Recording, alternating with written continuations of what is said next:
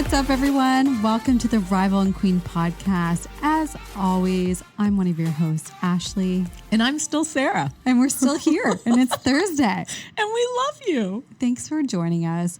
If you're joining us for the first time, or maybe you've been here for all 50-something episodes, we are two best friends from the East Coast of Canada exploring unique paths that people are on and learning more about what exciting people near and far from us are doing and exploring kind of life a little more on purpose for us, Sarah. Oh, that sounded great, Ash. Thank you. I love life on purpose. No, I haven't. Well, it sounds like you have, and I love you. Super fun week. Super fun. We're really jazzed up right now, guys. If you can't tell, we are just amped on life. We just recorded with someone else, but that just kind of brought me up higher, I think. I know. We love recording the podcast. We love talking to our guests because it gets us so excited. And both of us. Yeah, and we actually also just learned that we have not just a superficial connection, not superficial, maybe that's the wrong word. Oh, I can't wait for you to describe our friendship. But I mean like a connection. I mean, we just have this like connection, but like it's like deeper than that. I mean, someone like there's a surface below. Just confirmed that we have a soul connection written in the stars. More than she has ever seen. That's beside the point of what we're talking about today, but that's why we're so amped up. We're so amped up that someone told us we're basically soul sisters. Basically. But very big week here in Canada, our home nation. We just had Thanksgiving. And so we did. Because of that, there's something that I want to talk to you about. And I just want to share the thing I am most thankful for was my sister and I have been in a fight for the last 2 weeks, which was terrible. Not a physical fight. No, but like a sister fight. Like we got in a fight about something. We don't normally fight. And we didn't talk for 2 weeks because I was giving her space. And we made amends. And it was like actually the nicest thing on Thanksgiving. I knew we were going to make amends. Like that was never the question. I'm never going to fight with my sister. Seriously. I love her more than anyone else in the world. Was it more just how long will this go on for? Yeah, it was more how long. Together. And you know, I was very upset. She was. So it was so nice, like on Thanksgiving that we both saw each other and we both like were drawn to each other. We went and sat in the front room and had a really nice, open, heart-to-heart chat. And I really appreciated being able to do that on Thanksgiving. I thought it was nice. I think that's beautiful. Speaking of siblings, did you and your sibling share anything nice over Thanksgiving, Ashley? No. Wine. What? We shared a bottle of wine last night. God love you too.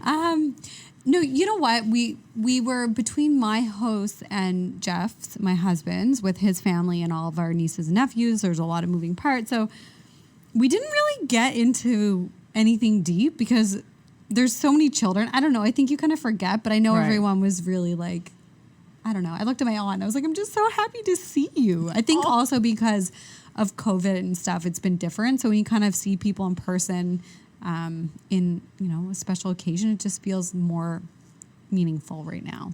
I hadn't seen my family since last Christmas, so you're right. Yeah, it just feels so nice. You like reconnect, like nothing's changed, nothing. I don't know. It's indescribable when you see your family. The reason I brought up your brother, Craig, Ashley, as Sarah likes to refer to him as, apparently. Sorry. His name is Greg. I sometimes call him Craig just to mess around with him. But your brother, Greg, the reason I actually brought him up is because on Saturday, him and I had a little date, not like a real date, but like we met up for a beer. I always like to call it a date just because Greg's such a handsome young man. He's single, by the way. We need to put that out there. Hunt him down. And you should see the hair on him because honestly, he's got the best not as nice as hairstyle mine, ever. But I think we have good hair genes. I really advocated for it, and I'm happy how much I push for it because every time I see him, I'm like, my God, you are a handsome man. Jeff actually said that to him last night. He was like, I cannot picture you with your old, high, tight, short hair. So I think it's going. But so you guys met for a beer at our new favorite spot, which is the Brown Hound in Halifax. It is amazing. Cozy pub. We just had this cutest moment when we were there. All of a sudden, the song September. He told me. Okay, did he tell you? Did you cry? No. Oh, but did you cry? Oh, well, I'll get to that. Was part 2 of the story. Oh, so, spoiler, I cry. But at this point, we were having our beer and the song September came on in the bar. And then we both, like in silence as we were drinking, just started dancing. And in unison, I thought it was such like a little fun moment. We had this connection. That's a great song. It was, and Greg put his beer down, was like, anyone who doesn't dance when the song comes on is insane. Mm-hmm. I think we thought that was a good date test. Like if you're out with someone, just like arrange for that song to come on and see what they do. Oh, and maybe if they roll their eyes and we're like, oh, I hate this song. If there's no boogie in their shoulders, they're not for you. No, boring. That's so nice. I'm glad I wasn't there, or I would have been invited, I hope. 100%. I mean, I wasn't in the city. 100%. But what I like is sometimes Greg and I just end up on our own and we have these beautiful moments. And of course, which we capped off with the last time Greg and I were alone, I cried, and it wasn't his fault. It was just like not a good moment, and he felt so bad. And then we've come together, we've buried that crying situation, we've healed it, but Greg was still traumatized a little bit from me crying. Anyway, so now it's in the past, we laugh about it. So after Greg and I finish our beer, I'm driving him home, and this song comes on that reminds me of my grandfather who's passed away, God rest his soul. And I was like telling Greg, I was like, oh, this song reminds me of my grandfather. And he made a joke. He's like, oh, you're going to be a baby now, are you? And I burst into full on tears and was like ugly crying. And you should have seen the look on his face. He looked like honestly, like someone just like slapped him across the face. His jaw dropped. And he was like, oh Disbelief. my God. He was so apologetic. And I was like, it's not your fault. Anyways, I felt terrible. That I scarred him again, basically. You guys can't be left alone. And this is what I think sometimes when you guys are hanging out, which is often just walking, chilling, whatever, is that I just want to put this out there in the world that both Greg and Sarah are great catches and both really, really single. So sometimes I see them together as like friends, and sure, it'd be great if you guys dated, but we all know that. Well, we can't. I cry every time we're together. But I always think when you guys are together, people will assume. So if people are out there and they're assuming that, I mean, they do assume that. Slide into the DMs. Yes, slide on in. You can reach Greg at Greg. I'm just joking. Oh my God. Well, maybe we'll tag his Instagram in the show notes. I love this conversation right now. And Greg, I'm so sorry I cried in front of you again. I'm sorry I cried in front of you both times, but the second time especially, I didn't mean to scar you. What I said. It's all right. I'm his sister. I mean, he knows what roller coasters we can all go on sometimes. Oh, Sarah, I'm so excited to talk about this week's episode. Tell us all about it, Only Ashley. because it's really stuck. I mean, we talked to a lot of different people, different career paths, different life paths. And we talked to Catie Fenn, and she is a ex-lawyer who is now a soul coach and a soul guide. And I found some of her life lessons or kind of like ways of thinking made so much sense because they're just, I was going to say no pun intended. They're so intuitive. Like there's so many things that you need to do within yourself by just kind of sitting and listening to yourself. Or answers, sorry, I don't know if I said that wrong. Answers you need to find for yourself by just sitting and listening to you. Like you have the answers most of the time for yourself. Absolutely. This episode with Catie is all about intuition and learning how to listen to your intuition. And exactly, I was so happy to see you took so much away. I took a ton away from it too, but it really shifted something in you after this call or this podcast. Yeah, I think that sometimes I think we overthink things or we're looking for so many different resources and answers to try. I think we've talked about this, Sarah, to try and figure out what different things mean or what you should do and how you should do it, what's right, what's wrong. And I kind of get hung up in that. Right. Trying to figure out what is the right way to do something. Am I doing journaling the right way? Or am I meditating the right way? And I'm like, you know what? It doesn't really matter what way is right or wrong. If I just want to sit or if I just want to type or write. Catie actually gave me really good advice, or everyone really good advice, but it clicked with me, was for journaling. You could just kind of sketch some pictures or you could just jot down words, just get things out. And that's kind of, I think, the overall theme that worked for me is like just getting anything out in any form or just sitting and kind of thinking and not overthinking things. Yeah. I was like, oh, I don't really have to make this feel like it's a process and a chore because it shouldn't be. Oh, I'm so glad you got that. That's lovely. Let's hold hands over. I love you. This is Katie's fabulous to talk to because she, like you said, was a lawyer, and actually she shares with us her journey and how she moved from being a lawyer to being the soul guide. And really it was her following her intuition step by step in a beautiful process. And it's nice to hear that laid out because she basically gives you a very clear example of how your intuition can be used in your day-to-day life in very practical ways. And so we dive into all of that this episode, even how to start connecting to your intuition so you can start following it more and more. And I've been doing that actually all this week since we talked to her. I've been loving it. That's good. Little things. It's helping. We're helping our own souls. We're becoming new women. We're helping everyone else out there with us. So if you guys we're excited for you guys to listen to this episode. If you want to connect with Catie, you can. Her Instagram is at Catie Fenn, CatiEFENN. And also she has so many fabulous courses online to help you connect into your intuition, to use your intuition to navigate through different experiences in your life. And so you can connect with her on her website as well, which is CatieFenn.com. I got you, girl. You got me. No, I think everyone will really enjoy this conversation. It was just very lovely. Easy going. Intuitive. Awesome. Well, I think we should let Catie kind of dive into the conversation for us. Let's take it away.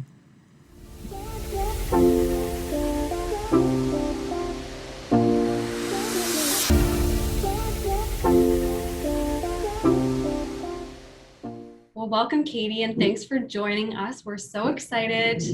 How are you doing right now? How is life? I am feeling in this moment.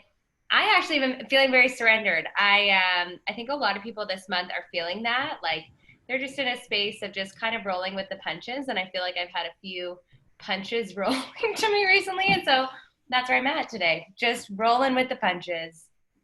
I love that. It's a nice way to sometimes just surrender and take life and go with whatever's coming up. Yeah, exactly. Oh, interesting. So, Catie, you call yourself an ex-lawyer turned soul guide and coach. So can you kind of tell us about what started your career path in the law? And also, I did hear, I think today, that you said one of your inspirations or your childhood obsessions was Judge Judy, which kind of got you introduced to law. So can you tell us kind of how that story started for you? Yeah, it was. So when I started in law, I actually had no one in my family was a lawyer, which is actually unique because I think there are definitely a lot of people in law who have a family member who brings them into it. That was not my case at all. My impetus for getting into law was, you are correct, I was obsessed with Judge Judy. I thought she was so badass, so cool. So when I was younger, we would go on vacation in the States, and I would watch Judge Judy there. It was like on in the mornings before my parents would wake up when I was younger. And I just like loved her. I thought she was so sassy and cool. And then soon after that was when Legally Blonde came out, which I also think it just inspired a whole other generation of female lawyers. Like a bunch of my friends in law school also later would like sheepishly admit that they also got into law school because of Elle Woods. So that was honestly that was actually what first started that journey. But then from a more practical perspective, then I was able to take a handful of law courses when I was in high school. And then also when I was in undergrad, I studied politics. So we had a few courses that were specifically around law and governance. And I was just like, I loved learning about it.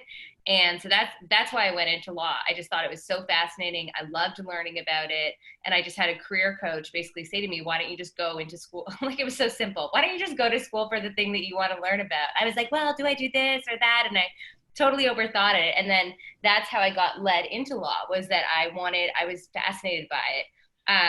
And so then that's what I did. I went straight from undergrad into law. I became a lawyer right away. And I did litigation law.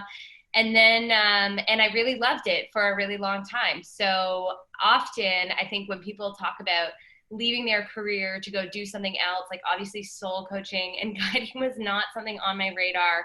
And I think a lot of times people that get into the wellness space or spirituality or coaching are often doing it because they don't, not always, but I think a lot of people think that it's because they don't like their current job. But for me, that actually wasn't my story. Like I really loved law. It's just truly my soul had other plans for me. And the more that I just followed those passions, the more that it kind of took on a life of its own until it wasn't actually feasible at all for me to do law anymore. So then I can transition to doing this work full time. That was 2 years ago now.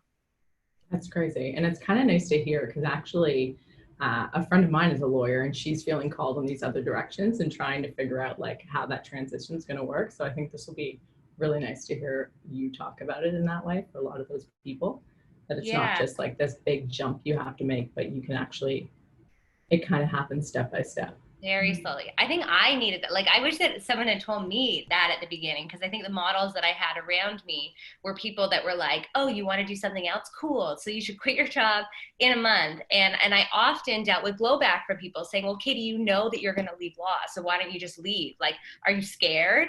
And then I would have to own it and say, well, no, actually, this is what's, I really love law. And I also love doing this. And I'm not going to push the timeline of it. And frankly, I was a single woman taking care of myself in the city. Like I was not going to push myself to jump into any type of instability. And so I was just really cognizant to create a real solid foundation for myself before I did everything. And that ultimately was a 5-year process from the time that I first started doing any of this work on the side of my practice until I left law. So it was in my first year of practice. After my first year of practice, I started to get inspired to do this stuff.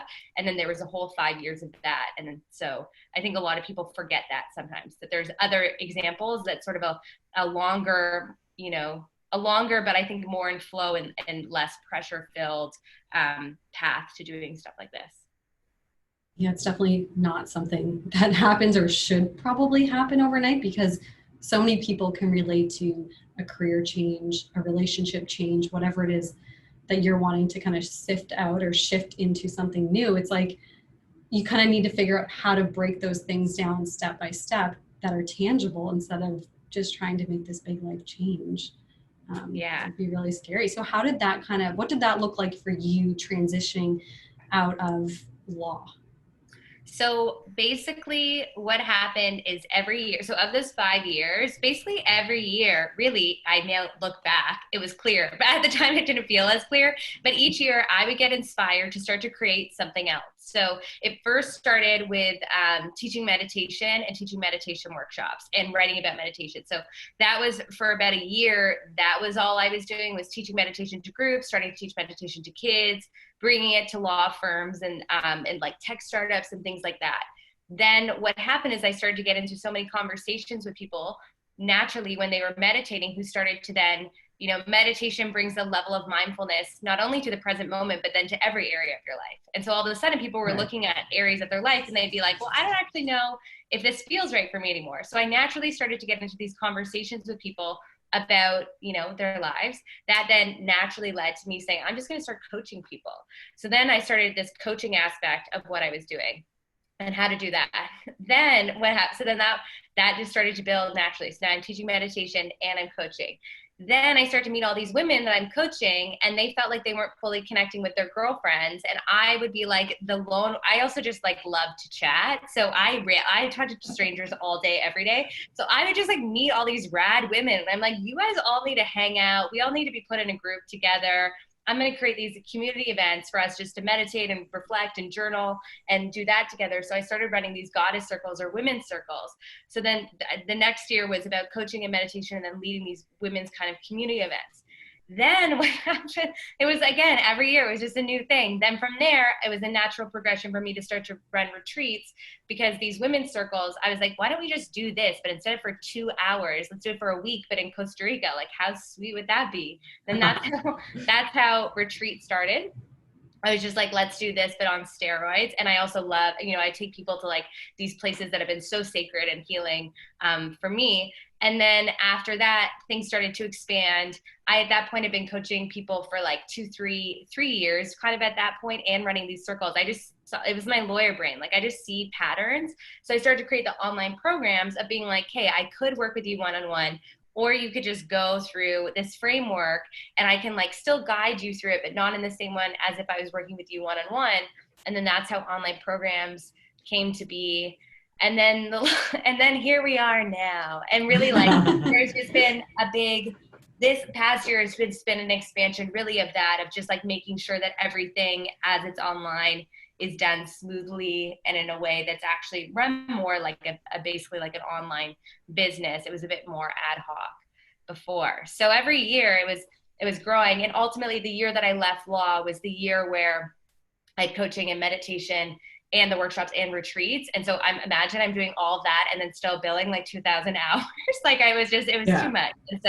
And so I left at that point, but it was never planned. And I think that sometimes people forget that. Like, I think that was my whole journey. I had to learn not to plan it and instead just to stay present with what I was feeling inspired to create. And in that trust of it, then it ultimately happened, at the time it was supposed to. Well, and that's one of the reasons why we were super excited to talk with you today. And I know I've been following you for quite some time, and you talk so much about intuition and following your intuition. And it really does sound like this was, those step-by-step pieces were you following your intuition at that moment. Mm-hmm, for sure. So how do we start to follow our intuition? Like, how can we as people start to connect into this? Because it is hard, I think, when you look at your career to actually, like, I think I follow my intuition in a lot of different aspects of my life, but it seems harder for some reason in your career and those kind of tangible pieces. There's these other voices that weigh on your intuition. Yeah, on your intuition. I think, part of that, I think just from like a masculine feminine perspective is that I just think most of our jobs have been created to favor the logical, rational, pragmatic thinking, which is, doesn't mean that men just have all of this, but it's just, that's based on masculine energy.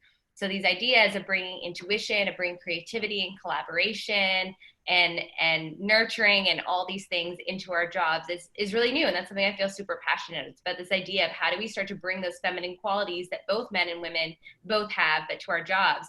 That's why I think a lot of people get blocked, because none of us have been taught to even bring that forward to our jobs. So the first thing that I think for anyone, whether you want to bring it to your job or just to your daily life, is just to think of a time in the past where you had a gut response about something. And the first thing is to discern how your intuition speaks to you. So I think in running workshops enough, like pretty much everyone will always have at least one moment where they had a gut response about something. And sometimes it's in ways that are extreme. Like they were in a dangerous situation and they were like, I need to get the F out of here. Or other times it was in, or it's like in a relationship. I know that I need to leave this relationship now. Sometimes it happens in these really emotional moments in our life that our intuition will just kind of scream at us, literally like, this is dangerous. You need to get out of here. Or you're about to make a massive life change. Hold onto your seatbelt. And so that's the first part of it. Just notice those times in your life where you had that and what you did about it and how it spoke to you. Also, similarly, I get people often to look at, once they have that one, just thinking of a past moment where they also had a gut response about something, and maybe it kept nagging at them for a bit or whatever, but they didn't follow through on it, and they didn't hear it, and they didn't honor it, and just noticing what happened. Normally, like, things blew up in whatever way it was supposed to. So we look at like a time where it really spoke to us in probably a way that was loud, such that we had to say yes to it. And another time where it probably spoke to us in a way that was just a little bit quieter, such that then you can see, oh yeah, that was this inner deep voice, that came in at that spin class, and I just wouldn't listen to it. And then this thing happened. Because what you want to ultimately just start to see is, how does your intuition speak to you? There are typically 3 ways that your intuition is going to speak to you, which is, the first is vibes. Like, a lot of people get very physical sensations, like feeling something is off, or getting that like kind of nausea in their stomach, or getting shivers. The second way is through visual, like you're seeing signs everywhere telling you to do something. You're like, move to Barcelona, and then you like see 100 signs of that. So you're getting visual cues. Someone keeps mentioning it to you. And the last way would be an inner voice, like people who hear just this inner thing, in your own inner voice. Usually, sometimes it'll have like a different quality than your normal inner voice, but it'll be some type of voice being like, you need to enroll in this program, or it's time for you to drink more water, or whatever the thing is for you. So that's how you get started. Ooh, I like that. And actually, Now that you're saying this, I've noticed I've started doing this subconsciously a little bit. Like I've had those big moments. I remember one time I got in this car accident, like I backed into a road and right before it was like, turn around. Like, and I was like, it'll be fine. I'm just pulling out here, no problem. And then immediately I reversed into a car. Like, Yeah, oh my gosh. there you But go. But then there's like smaller ones where it'll be like, email this person right now. Like it'll just come up or it'll be like, grab your keys, and I won't do it. And then I either forget my keys or forget to email this person. Right. So lately I've been trying to follow those things like more and more. And I find then it gets easier. Like you notice them more almost.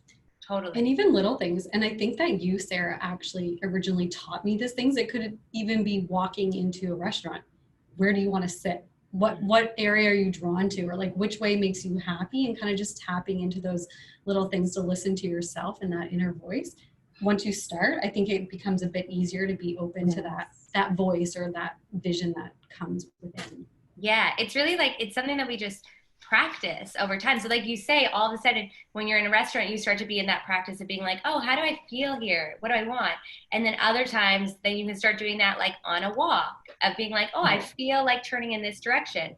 And the more that you are in practice of it, then the more you just get like magical things happen. And then it just allows you to trust it more, because the reality is like our intuition is always speaking to us all day, every day. It's just most of us are just not listening. But the second that we're like, yeah, okay, I'm going to work on this, I'm going to learn to pay attention. For most people, they progress pretty quickly when it comes. They're like, what? This has been here this whole time, this amazing, magical, intuitive voice. And it's actually, it's like taking yourself out of your head back into your body. But once you're there, it gets pretty easy in a lot of ways, just for it to start to speak and guide you moment to moment. Ash, how do you get intuitive hits? They just come to me. Is it like a voice or like a feeling? It's kind of a bit of both. And I think it was the third or the second one you said, Catie, about kind of those visual things. Yeah. I'll start to think about something and then I'll start to like see it more. It could just even be flicking through the channel. And I'm like, oh yeah, I remember I was kind of drawn to this thing or this person I want to connect with for work, whatever it is. And there's just little things little niblets show up that just kind of lead you in the direction all the time. Amazing. What about you, Sarah? I hear things and then I feel things. I know Mark's laughing at me, but I hear like exact things. It's like, go do this now. Yeah. And I'm just like, it's a knowing. And I'm like, okay, I have to go do this. Inner knowing, yeah, inner voice. Yeah. What about you, Catie? Mine is definitely that. I get messages. The inner knowing is the biggest way that I get it. I actually have now, you can strengthen them over time. Like I personally just used to be so in my head all the time, like very rational, very disconnected from my body. Over time, as I've gotten more connected to my body, now I get vibes. But for me, it was always just in my head, because I think I was just, many women I think are too, we're just like not fully connected to our bodies. So I think a lot of them don't feel that one. It tends to be the signs or the voice, I think, are the two most common ones that I hear at first, but then eventually we strengthen them. But it's so interesting how you do get led to these things, and sometimes you don't know why at the time, and then it starts to kind of make sense as you follow through. And I think the first step is taking a bit of action, and then something else happens, and then after that something else happens. It's just that first step. So that was my question then, like how do we start to strengthen this? Is it just by following it, or what do we do to start connecting to this? The first part is that you want to prime the conditions to feel open. So meditation is obviously an incredible way to do that, because in meditation, ultimately what you're doing is slowing down the thoughts that you have in your head, such that eventually in meditation, you get to a place where you have infrequent thoughts basically happening. You're just being present. From that place of not being bombarded by thoughts, then your intuition can spontaneously speak. So that's why meditation is so powerful when it comes to strengthening intuition, mainly just because it takes your, it takes your mind into, puts it on the back burner for a little while so that your intuitive voice can speak. So that's why meditation can be super powerful in that way. The other thing that I think can be really helpful for people is just starting to write out in their journal, and journaling every day. Of just writing out, hey, what do I need to know today? Or this is what's on my mind. What do I think I should do about it? And just starting to let yourself freely write and receive wisdom from yourself is a really powerful thing, because ultimately our intuition is our inner wisdom. And ultimately why we want to trust our intuition, aside from that it allows things to fall into place in really magical ways, is just to remember that you always have the answer within you, and your intuitive voice is the source of that answer. So the more that you can just be in practice in your journal, being like, hey, I'm feeling really stressed out or concerned about this. What should I do here? And then you let this voice speak. The voice will come through. At first, the voice might say, I have no idea, but I guarantee you, if you continue to practice that, this wisdom would come through 100%. And then it's just about learning to trust it. So I think those two things as starters are incredibly, incredibly powerful in terms of strengthening it. And why, like, okay, so I mean, I'm all for following my intuition. Like, this isn't selling me on it necessarily, but like, why should we follow our intuition? Well, the first thing I think is that our intuitive voice loves us. It is the voice of when I was first learning about my intuition, I had a healer describe it to me as, your intuitive voice is the most loving part of you. It is the part of you like how you would speak to your best friend. And so many of us are so self-critical and so in our heads that for that reason alone, just to have this way to tap into love for yourself and wisdom is so incredibly powerful, because I think a lot of us just get stuck in these stories, and to be able to have basically this inner best friend voice can be not alone of just being able for the self-love of it is really amazing. The second thing is that our intuitive voice will allow things to happen much more easily and in flow than what we can normally consciously think of. So that's why for me, like full legal background, like you also don't have to sell me on, the benefits of having everything perfectly laid out and executed. From, your day-to-day life to like your actual, life plans. That's how I lived. But what I ultimately found is that, I just played the game. Like I found it really curious when I would follow my intuition. It would just lead me to these things I just could have never predicted them. They were just way cooler. And I would meet the exact perfect, person at the exact perfect moment. And it just made life feel, it was like I turned up the Technicolor on life. Like life just became so much more colorful and fun.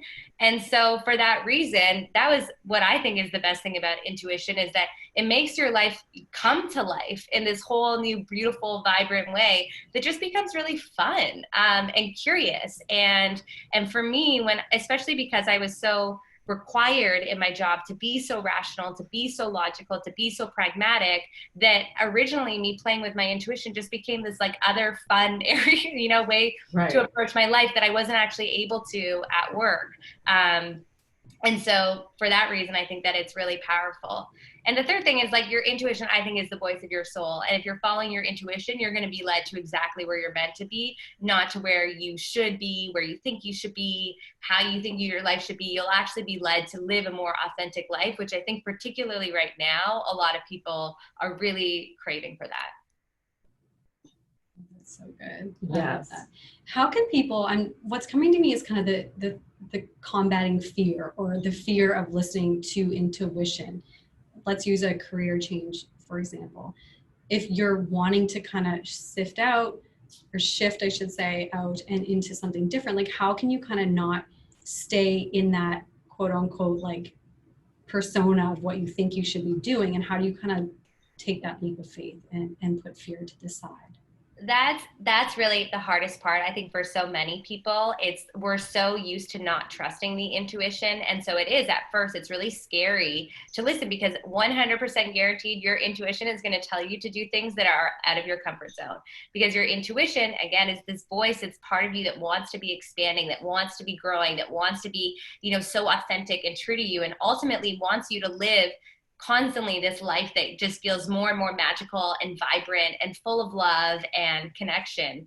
And what the path that is going to tell you to do there is going to be taking you out of your status quo. And that's, I think, what's hard for people to reconcile, is that it's going to require changes. So the first thing is just to have awareness of that, of, okay, my intuition right now is telling me to do something. Am I feeling fear right now because it's going to take me a bit out of my comfort zone? And the first thing is, if you just start to have awareness of it, of saying, wow, my intuition, just admit, like most people half the time won't even admit what their intuition is saying to them. So the first thing is just to start writing it down. My intuition keeps telling me to do this. And then that, just admitting it to yourself, can help a lot of people start to dispel their fears, because once it's on paper, it starts to feel a little bit less scary. But the second thing is, what I always say to people is, like, when it comes to a big life change, like changing careers, even sometimes that's less scary for some people. For me, that was a really scary one, versus one of my intuition spoke very clearly to me years ago when I was in a relationship with someone that everyone thought I would marry. And I just kept getting this intuition like, nah, you got to get out of this. And that became an easier intuition, although it was hard at the time to follow through on. I think it's just easier when you just start to follow it in smaller ways, and you start to, maybe it's not that you're going to end the relationship right away, but it's like, I'm going to have this conversation. I'm going to have a conversation and honestly talk about how I've been feeling. And maybe if you just it's sort of bringing that pragmatic back into what the intuition is saying can, I think, be really helpful. So your intuition says you need to, go in this direction. You notice the fear, and then you say, well, what's a little action that I could do from a practical perspective that will help me follow through on this? And then you just keep kind of doing that more and more and more, because I think it's like, that's the hard work, I think, to get to a place where you're like fully trusting, because we're humans, and our ego, our mind, our fears are designed to protect us. Like, they're there for a reason. And so unraveling them is just a process. And so we do it. It takes time, basically. Once we start taking these steps to trust, do our intuitive hits get bigger? Like, how does that kind of evolve? I think so. At least in my experience, they have. Like, I just decided at a certain point in my own journey, at first it was like I was following flow in little ways. And it was at the beginning of 2017, actually. I was really inspired by this guy. He's a spiritual teacher named Michael Singer. His book is called The Surrender Experiment. And he just lives from a full state of intuition and flow and trust and surrender.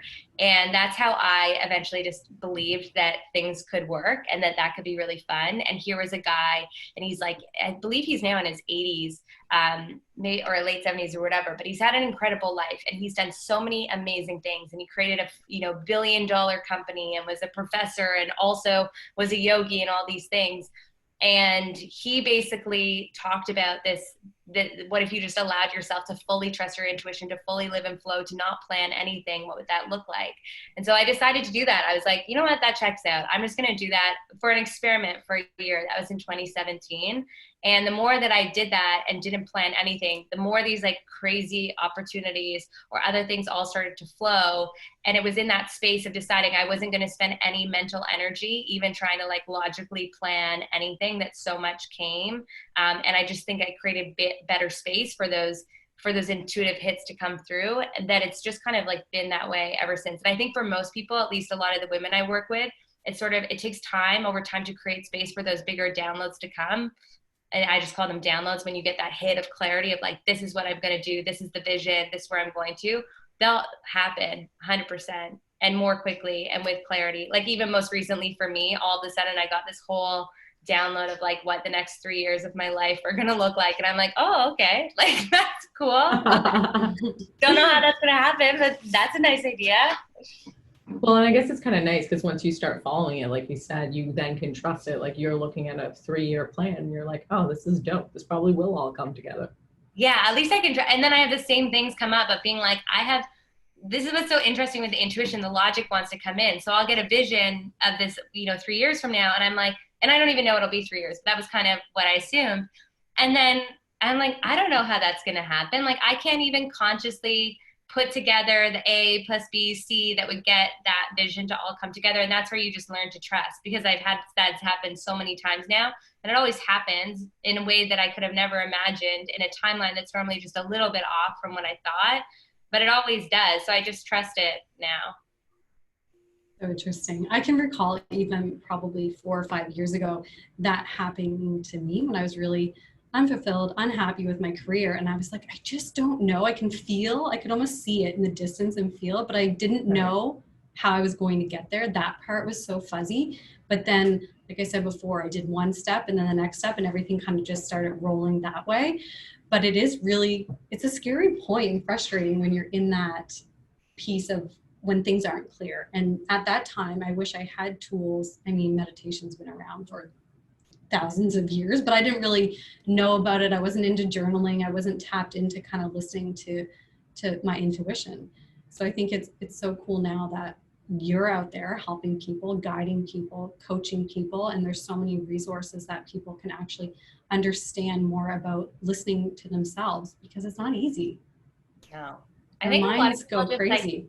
aren't taught. Like that was just the big thing. And that's why that book, when I read it, was so powerful for me, is that I just hadn't seen a lot of examples. Like even if I had read about intuition or believed it, I didn't see a lot of examples, honestly, of people who are like still living in the world. Like I'm like a Toronto, New York person. Like I'm not about to like go off into the mountains and like go, and that to be my life. Like I saw examples of people who had followed their intuition to like sell everything and live at the beach, and that's their journey, and that's totally cool for them.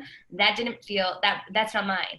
And so I felt like there weren't a lot of examples of people who were staying super grounded in the world, showing up in whatever ways they were supposed to, but also were living from a place of intuition. And now slowly but surely, I feel like there's more and more stories of people like my story, of other people that I know, who are starting to say, hey, this is just, by the way, like this is a different way of approaching things that maybe we weren't taught. I also think because like patriarchy dominated things. And now with so much feminine power rising, I think a lot of women in particular are starting to come forward and say, hey, here's another model that actually for a lot of women, I think feels more resonant than lately. Yeah, and it's nice to think about it like throughout our entire lives. Like you can trust your intuition in every area of your life, whether it's like your relationships, your personal life, your work, what you're eating, like all those kind of things. It's nice. Like I feel like sometimes it's easier to adapt it when it's like, oh, go to this gym class today. Like that feels easier to follow than like, I don't know, might build something new. Like take this course or start teaching this. Yeah. I love what you said there, Catie, because I think it's so true. Even what I was talking about is those roles or those kind of stereotypes, or the way you think you're believing what you should do is your next step. And that kind of, now we can break away from that a bit more and with a bit more freedom. I love that. Mm-hmm. What's on the other side? Like once we start going, we're going to get more magic. You kind of touched on this a little bit, like things we couldn't plan are going to show up. Like that to me gets me so lit up. And I love, and really I talk so much about magic with people because it really does just feel so magical. Like, really it could be something, let's say you're longing for a friend or someone to talk to you about this certain thing. Like maybe you decided that you're really passionate about learning about gardening. Like, I don't know. And then all of a sudden you're thinking, it starts to be on your heart. Like, you know what? My intuition's really speaking to me. I just feel like I want to spend more time gardening. I want to be out with these flowers. Then the next day you're on the subway and someone sits down next to you who's holding these flowers, and they look up at you and they're so friendly. And because your energy is so open, because you're feeling happy, because you're just trusting your intuition and flow, your intuition's like, you need to talk to this woman. So you're like, hey, those are pretty flowers. And then you get into this whole conversation and she gives you all that you need to know about this special stuff that you need to do to plant your flowers. And then you go home and you're like, I know exactly the type of soil that I need and the exact flowers I'm going to get. That woman was so kind. She made my whole day. We had a great chat on the subway. Here I was thinking that this was going to be a stupid, ride on transit today. To me, sometimes it's like those small moments of just being in like the really tiny, sort of like they call it like the vicissitudes of life, like just like the random parts of our days that can be so boring and so bland. What happens here and what I find really magical is like it's just constantly that you're constantly getting this new stream of characters come into your life at the exact right moment, who are here to support you in exactly what you're thinking about, or you're there to support them in that moment. You're like, that was perfect timing. Like that worked out so well. I didn't have to try to make any of that happen. And similarly, you're getting all these moments of connections. In those moments of seeing everything fall into place without you doing it, it allows you to trust more. It allows you to breathe easier. It allows you to take the pressure off yourself, to not feel like you need to figure everything out. And that can be really beautiful. And also from a really like amazing perspective, I think too, just from some of those bigger moments, like there's just been so many moments where I've been guided to different places or to travel to different places, or even now in my life, like I never would have thought really, although I did have some intuition that I'd be spending this time in New York, but I couldn't have imagined really that my life is going to look fully like this. But it actually is just way more aligned and it like feels most authentic to me in a way that I just couldn't have ever planned. And that to me is what's magic, is like your life actually transforming itself without you consciously meaning to, but it ends up transforming it like itself in a way that you could, that's actually better for you than you could have predicted for yourself. It's almost like that's what I think is so cool, is that I've seen things happen that I could have never planned for myself, but are actually just so aligned, so authentic, so true, so exactly what I need right now. And had I tried to think my way there, it just would have never happened. And it only gets better. I love that, because it is like exactly what you said at the beginning, how you were going to move from being a lawyer into something else. Like, you can't see that path, but once you start following these things, it actually starts guiding you there in ways that you're comfortable with. Yeah. It's not pushing you to a point that you're not, like an extreme that you're never going to follow. No, and that's at least never been my path. Sometimes other people's paths, their intuitions are way more extreme. Mine's not. It's like these, I always just see these like tiny invisible threads, or, you know, like even now I think back 5 years ago, I randomly, my mom, I bought her this ticket to this trip to New York. She couldn't go. We have the same name. So I ended up taking the trip, but I was like, oh, my intuition has led me to New York. I wonder what's here for me. And then I had this intuition when I was there. I was like, I wonder if I'll be spending more time here in the future. And then that whole thing sort of like continued to unfold several years later. And I look back at all the things that were eventually weaving together and guiding me to like the next leg, or the people that I met, you know, 4 years ago, who then will circle back into my life now at the exact moment when I meant to connect with them. I think there's, more over time, you see all of it, all these threads come together in ways that you can never expect, especially even with work opportunities too. Like, there's someone that I'll meet 5 years ago at a conference who now out of the blue will reach out to say, hey, I've got this workshop, can you do it? I'm like, that's crazy. I met you 5 years ago, right, one time at this thing. We connected because I had the intuition to hop over and talk to you. Like, it's really cool. I love this as a different way of creating. It almost feels kind of brave in some way, because like you said, we're putting that strategy and logic on the back burner, but it's nice to see other people doing it. So it's even nice when you share kind of these stories about how it's served you in your career. And like you just shared, even going to New York, things like that, that it works and you can build things and just be led where you actually want to go. I think it's also just for me personally, and again, other people I think have different models, but for me, anytime where I've tried to deviate from this model in the last few years, and I tried to make things happen for myself, particularly when I first left law, and all of a sudden I'm like, oh, I'm self-employed now. I should be doing this. I should be doing that. I should be getting into this like hustle and grind. And also, absent having law, I had to figure out how to like placate that part of myself that is very intense and like needs to be doing all the time. And I think that every time that I've tried to make something happen for myself now or plan it out, it 100% of the time falls through. And so I just learned it's been uncomfortable as that's happened. It's not been fun, but I've just even learned that much more. Like, it's just, I'm not meant to do that, because every time I try and make things happen for myself, it just blows up in my face, or then it comes back around at the exact moment that it's supposed to, which is great. Like, even most recently, this is one that I just had today, which was so interesting to me. I was in Costa Rica. I just finished retreat. I went to a breathwork class. When I'm there's this woman who overhears me talking to a couple of the women who had been on my retreat who were sticking around. And she came up to me and said, oh, I overheard that you said that you're from Toronto and that you run these retreats. I'm part of this women's club in Toronto. I would love if you would come in and talk and do something for the women there. So when I got home from Costa Rica, I'm like, great. I meet this woman in the jungle who happens to be connected to this women's club in Toronto. Cool. So this opportunity arises. She connects me with the head of this, like private women's club in Toronto. She and I are talking about doing a workshop. It doesn't really, like, the timing's not really flowing in it. Then COVID happens. I don't think anything of it because I've now had enough of this stuff fall through and then come back later that I just don't even really plan it. And then now fast forward, she happened to get hit with an ad for the love workshops I was recently doing. So she signs up for those. Then she messages me being like, hey, I've been thinking, I saw this ad, I'm going to your workshops, but also I'm so sorry that stuff didn't end up happening with COVID and everything else. It fell through. And now at this moment, we're going to reconnect to talk about, you know, what the vision is for that organization going forward, given everything that's been happening in the world. It's just another example, like from my connection in Costa Rica that I couldn't have planned. Some woman overhears me talking to clients. Then it's like, hey, and I'd also always wanted to do a presentation for this particular women's group. It's like a professional organization that I just wanted to tap into. And so then that happened, but then it fell through. But then this woman got hit with an ad. Then now she's in the course. Now we'll talk about it at the right time. None of that stuff I could have planned or predicted. It is just another example of like, that's just everyday life. It's like, oh, curveball, interesting. Here, character, you resurface again.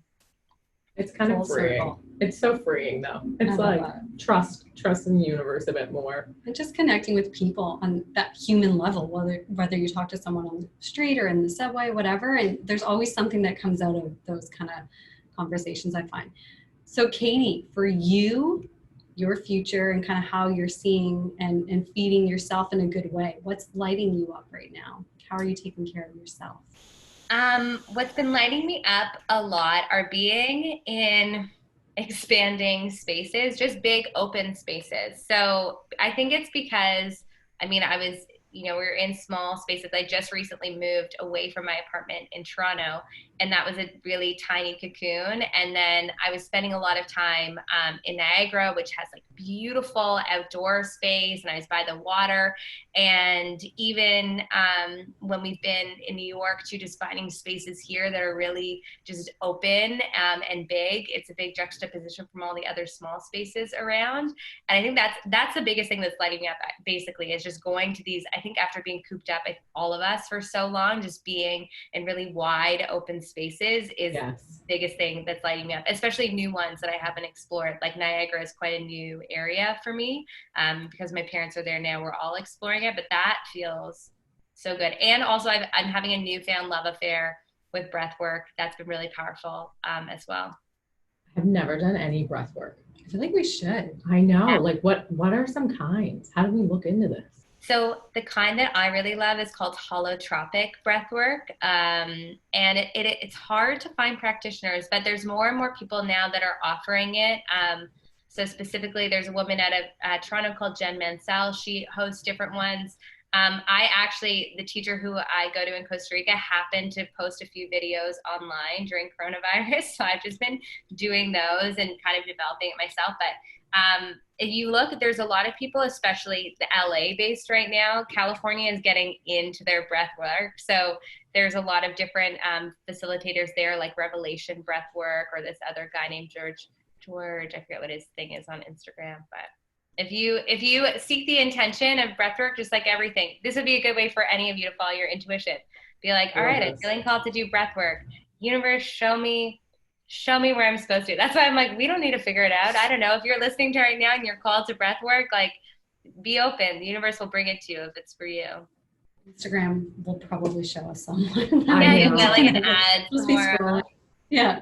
I love this. So you brought this up again. I just want to recap for everyone listening, asking the universe for this guidance from our intuition, writing these things down, meditation and journaling to prime ourselves, and then asking for that guidance. That's kind of how we first take our, I can't talk right now. Just tap into our first steps. It's same thing in your journal, just writing down what little moments of magic happened. And because I think the more that we affirm it to ourselves, the little ways, like the example that I gave of just being on the subway and you had just been thinking about gardening, and then you saw this woman with her flowers, and then you had this conversation, like even little small ways like that, or just seeing, a book all the time that you keep seeing it. That allows the part of our mind that's super rational to calm down. That's the one that's going to feel fears too, because the more evidence that part of our brain has, the more that it'll allow us to trust. So I would also just do like a 30-day challenge of just writing down whatever little magical moments happen. It'll allow you to start to trust more. Oh, I love that. All right. Now we're set on how to get our intuition flowing. I love this so much. It's so nice to talk to you about this, because it's nice. And you tapped on this, but it's nice to see you kind of take the practicality of like a career and life, and you like living in the city, but still being able to bring that magic into how we live. So it's just a really fun it's just really fun. It just makes things like, I think the best way really to describe it is just, it makes life that much more sparkly and colorful, and you see all the ways that things connect. And that's just so cool. It really allows us to bring this deliciousness to life in a whole new way that I was never taught. And now I'm like, everyone should, if you're called to this, like, that's really cool. If only we all knew that. No, and that's why we're so happy you're here to tell us talking about to it. you so other people can enjoy. Katie, where can people find you? People can find me on my website, which is my name, catiefenn.com, Katie with a C, H-E-I-E.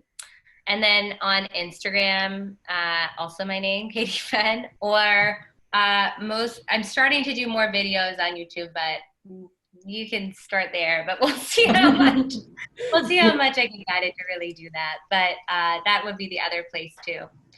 So specifically around intuition too, I have a whole course that's on teaching intuition. Basically, honestly, every course that I offer has some element where we're applying intuition to whatever area of our life. But a good place to start is Soul School, because that's literally like Intuition 101, Meditation 101, Journaling 101, stuff like that. But then other courses too, like Big Love is about bringing intuition into that space, or 6 Weeks to Shine is about bringing intuition in terms of how you care for yourself or what your vision for your life is. It's really like about you. So lots of options for people if they want to dive deeper specifically with me. Otherwise, I would say to them, just follow the things that we talked about. You'll be guided to whatever. You'll feel those, I call them the nudges. Like, you'll feel the nudge of whatever thing you're feeling called to explore yet, or if there's a person that's supposed to help guide you or help you, and just to start trusting that.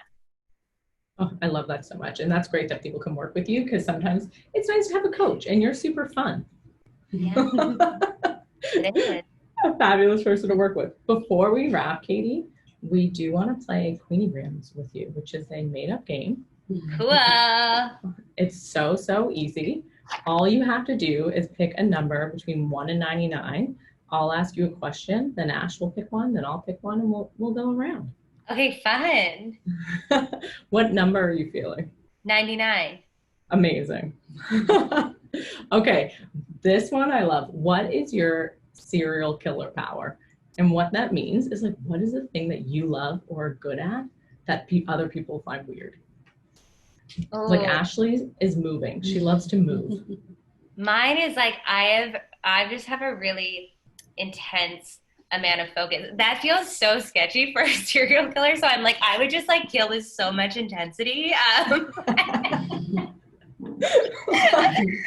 that's like literally what I think about. I get very intense and focused about things. Like, if I get into like these rabbit holes. So if I was a serial killer, I would just be so intensely focused. I would be in flow, killing someone, and then would Amazing. Or maybe you're just a really good hype girl for everyone. You can kind of bring that intensity to every situation. I could just bring the intensity to the serial killers as they completed their murders. That are really good at puzzles. Like, I'd be really good at like having good clues. Oh, I like that. Mystery solver. I love that. Ash, pick a number for us. I'm going to go with 79. Ooh, 79. What's one kid-like activity you sometimes want to do but stop yourself because you're an adult? Oh, I feel like many things, but what's coming to mind is being able to take advantage of playgrounds. Right. Yeah, Because I mean, they're usually packed with children. You can't really like go on the swings and stuff. I don't know. I just feel like it's not my place. It's their place. I like that. No, I think that's fair. I always want to skip, and I never do. Oh yeah. Skipping's hard. I know, but Mine like is skipping splashing the in street. puddles. Yours is, I love a good puddle. It's so tempting. Yeah, I love that. tempting. Okay, so we can splash in puddles. But we can do go these swing. things. I know. No. We'll just embrace our inner child. I love this. I'm going to do 81. Ooh, who's the all-time best boy band? I feel like I had this question recently, but I'm Control. Oh yeah, okay. I'm gonna pick a new one. Number 87. How do you start your morning? Right now I've got a puppy with me, so I roll out of bed and take her for a walk, and then we meditate together. Katie, how about you? How do you start your morning? I do an hour that's just quiet time for me. That changes what it is, but usually it's writing in my journal to talk to my intuition, just this is what's on my mind, literally what I just told everyone to do. And then I'll just sit and think in those times. Like I literally basically just sit there for an hour with my coffee, and I'll just write in my journal what's up. And then if I have time left over that, I'll read, but like books that are inspiring or spiritual books. But there's always that first hour is just quiet time with my thoughts. That's nice. Ash, what do you do? I make coffee, usually coffee or tea, but typically coffee. And I'm kind of with you. Sometimes I'll just like sit on the couch and I'll just sit there. And I'm like, do I want to watch the news, or do I want to sit here? Or do I want to look at my computer? I kind of just, it varies day to day on how I feel, to be honest. You do whatever you want. Yeah. I kind of just like think about what I want to do before doing it, I guess. Yeah. I like that.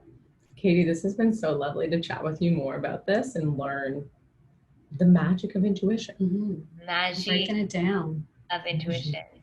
Well, I'm so happy. And for whoever's listening, if this just starts to plant this little seed of magic, can't wait to see where it's as going to Sarah go. likes to do. Yeah, we can't wait to see where all the magic goes. Yes, so good. Thank you so much, Catie. Thank you for having me. Thanks, Catie. We love this.